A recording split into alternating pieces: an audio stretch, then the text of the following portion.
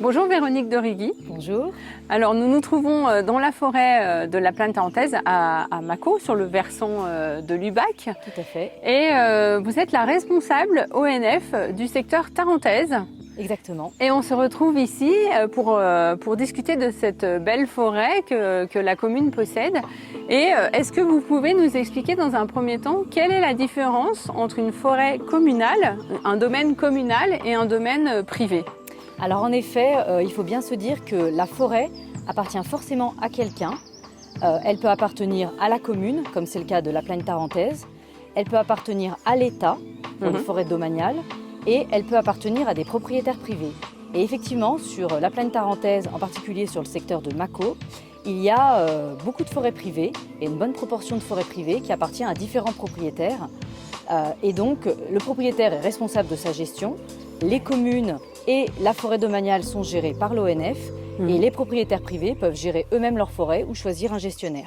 D'accord. Alors, parfois, dans la forêt, quand on se promène, comme ça, on est sur un sentier, bon, on ne sait pas si on est sur une forêt du domaine communal ou sur une forêt privée, hein. Il y a un passage, donc on passe, et on voit très souvent des arbres qui sont secs, qui sont abîmés. Alors, qu'est-ce que c'est? C'est le réchauffement climatique? C'est de quoi ça provient et qu'est-ce qu'il faut faire?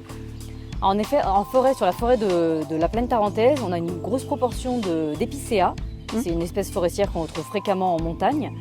Et cet épicéa, il peut tomber malade quand il est âgé, quand il est stressé. Et donc, il y a un petit insecte, un coléoptère, le scolite, qu'on appelle aussi le baustriche, qui vient, qui se met à l'intérieur sous l'écorce et qui pond des œufs. Et ça, les larves se nourrissent de la sève. Et donc, ça interrompt la circulation de la sève, qui est un peu la circulation du sang comme pour nous. Et donc, si l'arbre est en bonne santé, il arrive à résister. Et si l'arbre est en mauvaise santé, il n'arrive pas à résister. Et à ce moment-là, les arbres sèchent. Et en général, les scolites vont d'arbre en arbre. Et ce qui fait qu'on a ce qu'on appelle des ronds de baustriche ou des ronds de scolites. Et tous les arbres du secteur sèchent. D'accord. Et effectivement, avec le changement climatique, on le voit ces dernières années, on a des températures beaucoup plus variables, des périodes de chaleur intense, des périodes de sécheresse. Et donc, les arbres sont beaucoup moins résistants. Ils sont comme nous, ils sont fatigués, ils sont usés et ils résistent beaucoup moins à ces attaques de parasites.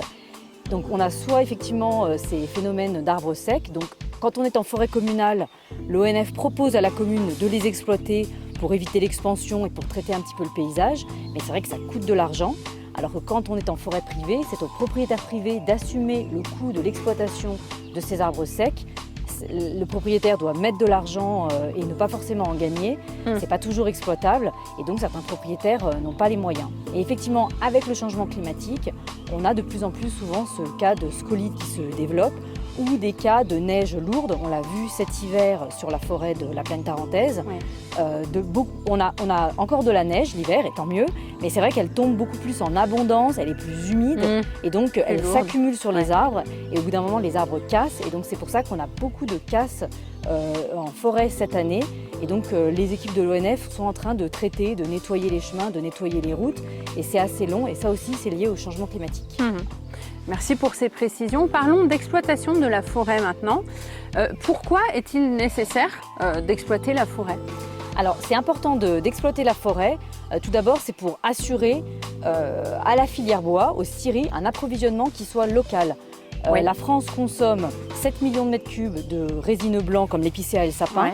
Et elle ne peut la France, pour l'instant, n'en produit que 5 millions, elle doit en importer 2 millions. Donc plutôt que d'aller chercher du bois qui vient d'ailleurs, avec une gestion forestière qui n'est pas toujours maîtrisée, il vaut mieux la couper localement et approvisionner les scieries de la région avec du bois dont on maîtrise l'exploitation. Ensuite, c'est important parce que du coup, on maîtrise le renouvellement de la forêt. Quand on coupe un arbre, on sait que derrière, on a des petits semis qui vont pousser à la place.